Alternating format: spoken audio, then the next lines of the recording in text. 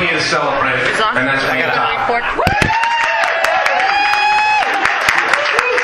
you stand, please, sir? 71 years old, ladies and gentlemen.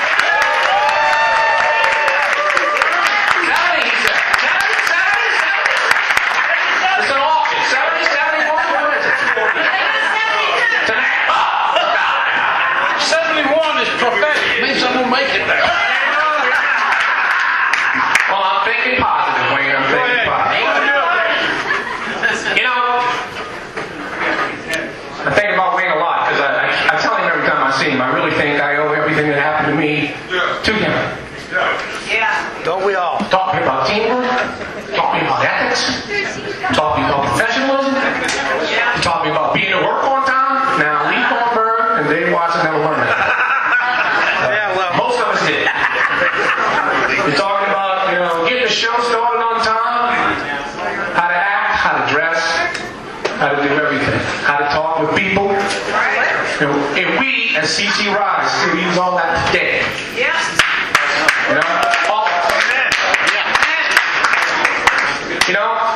I sat down for 14 hours about a month ago just to pull off a few of Wayne's thoughts when he was doing a show. Here's to whatever you wish for. If you deserve it, you will get it. If you don't, you won't. Until you feel like a fool, you ain't gonna have no fun. Only a fool has fun.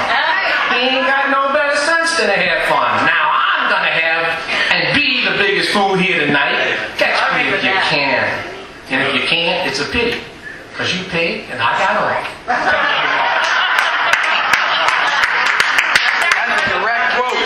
And sometime in one of those particular stories he told, he said, pack her up with love and send the COD. That's a cop and on the lip. And then, this one goes out to all of y'all. Now to see how much they do what they love and how much they love what they do, let me hear it for the CC Rise.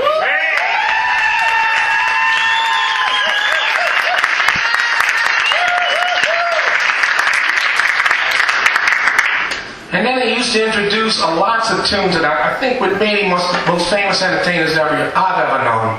It was not just because he was a great singer, not just because he had passion, not just because he had energy beyond belief. I was just sitting over here talking to his daughters, telling them about a night we were sitting in a club and we just finished playing and it was really cold.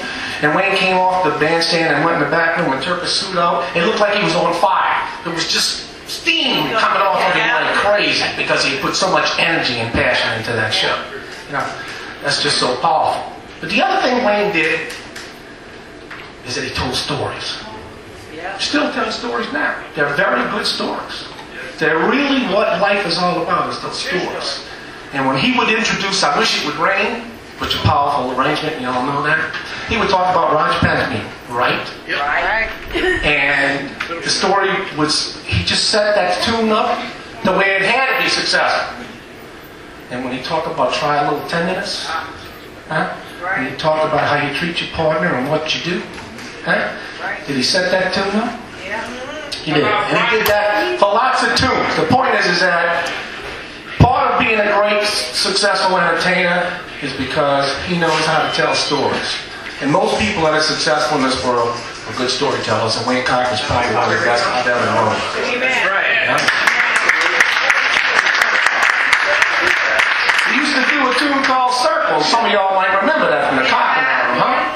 He would say, it's all about that situation in life that we have experienced, and if you have it, you whip.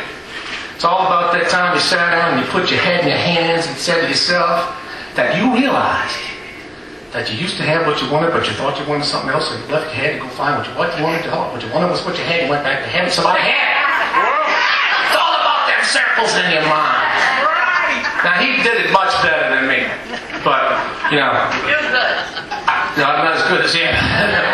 But my point is that, guys, when we stood up here and we played and we danced and we vamped, where's my drummers? No, they're not. My drummers vamped, And Wayne talked and talked and talked until he got people clapping their hands and yelling and doing what they needed to do to have fun. He didn't just let people sit there. He didn't just say, well, let's take the dollar and leave. He worked for that dollar. He worked to make sure that everybody, all the time, had a ball. Yeah. Name of the game. Just got to do a couple of things here and thank yous. Mr. Phil DeMayo, we can't thank you enough.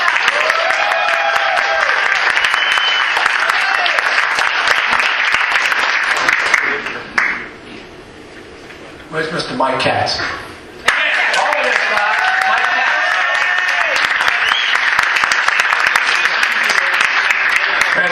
Just helped out with the technology today. He put in a lot of time.